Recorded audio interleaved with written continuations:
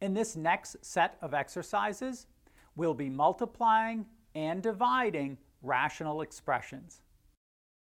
Multiply t squared minus 9 over 12t times 8t squared over t squared minus 4t plus 3. So when we're multiplying rational expressions, we multiply the numerators together and we multiply the denominators together.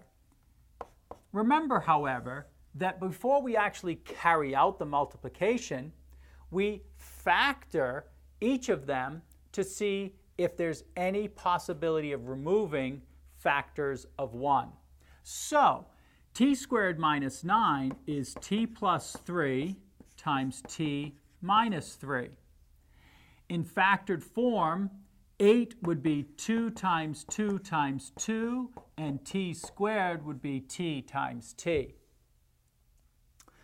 In the denominator, let me write the factored form of t squared minus 4t plus 3 first. And that would be t minus 1 times t minus 3.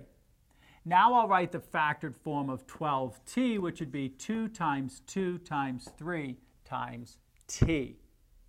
And now we can see that we can remove factors of 1. T minus 3 over t minus 3 is equal to 1, so we can remove that factor. 2 over 2 is another factor of 1.